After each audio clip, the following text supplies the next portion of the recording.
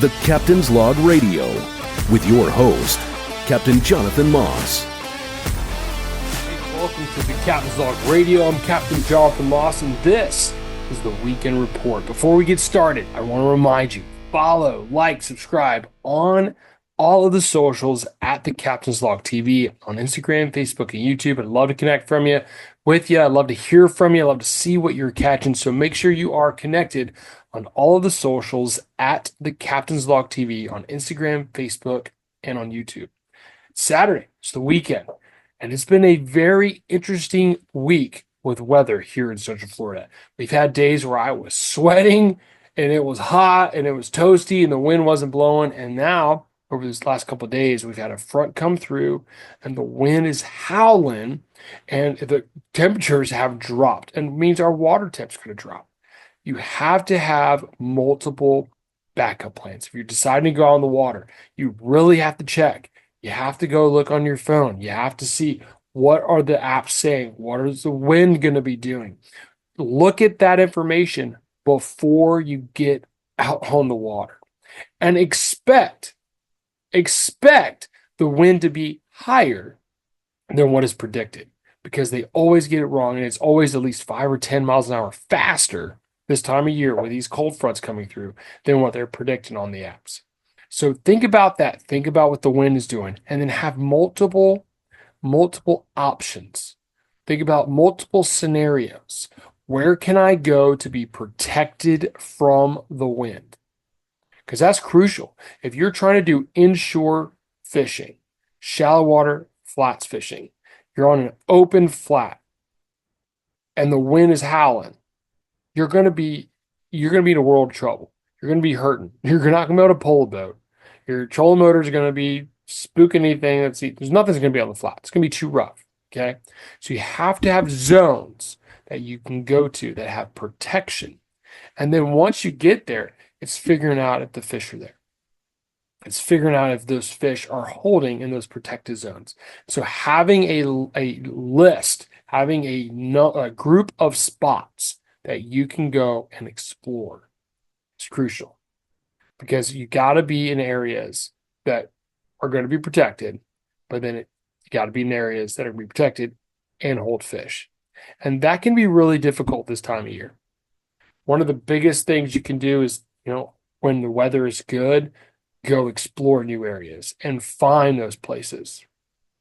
Even if it's, later in the year, find those places. But when you're trying to hit those when it's cold, doing so before it gets high winds, go and explore and find these fish are there. And even if they're there one day, doesn't mean they're always going to be there. So having multiple spots that you can go and check when you're going fishing is huge. And I find that if I find a group of fish sitting in a spot, okay, if I'm in an area that is long and lots of water, they might move around in that area, and it's just finding where they're sitting. And when you find them, you find a bunch of them, okay? It's been like that lately with the trout. Finding trout from 12 to 25 inches. You got to push through the little ones. And then it's like, oh, there's the big one. There's the big one. There's another big one. Okay. But it's getting to those zones that are holding fish. This time of year, I'm fishing 3 to 6 feet of water, 3 to 7 feet of water. Water temps dropped. They were 70. They were in the 70s like a week ago, and now they're in the low 60s.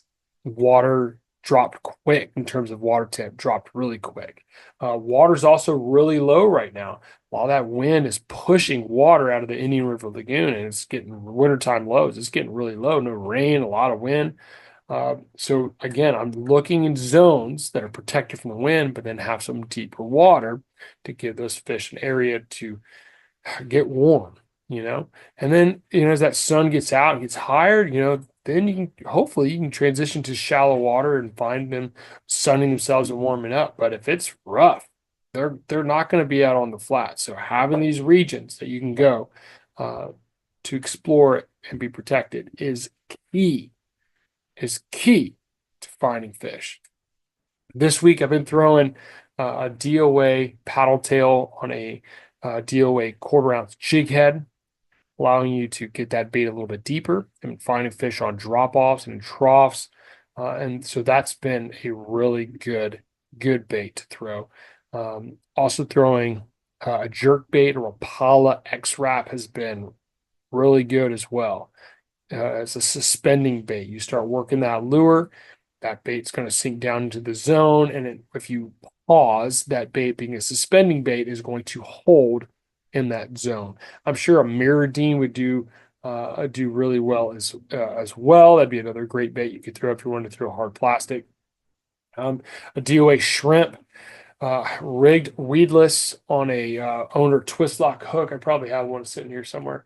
That can be really good as well. I like having that owner hook on there because it adds some weight to it. Typically an 1/8 ounce 3/0 owner twist lock, or you can pull out the J hook that's on there and use a DOA jig head. If I'm going to go that route, I will bite the tail off of the DOA shrimp and then rig it backwards with that jig head, just to get that bait down.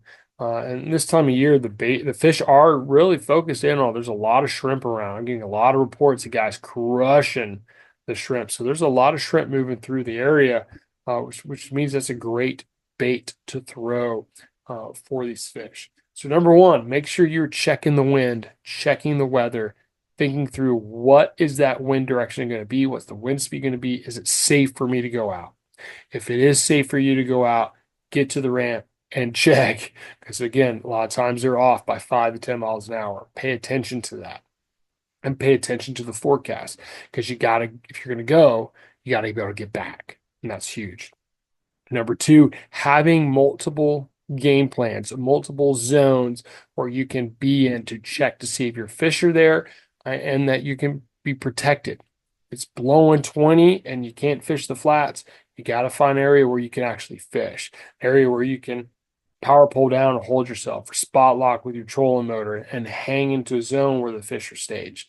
And again, with it being colder temperatures, I'm fishing 3 to 6 feet of water, looking for the depth. I'm looking for some little bit deeper water, because that's where the fish have been holding with this cold. So try out those 3 things we got this weekend. Make sure you are connected on the social medias at the Captain's Log TV. Let me know what you're doing. I want to see what you're catching. Get out there, be safe this weekend, catch fish, and we'll see you guys next time. Thanks for listening to the Captain's Log Radio with your host, Captain Jonathan Moss.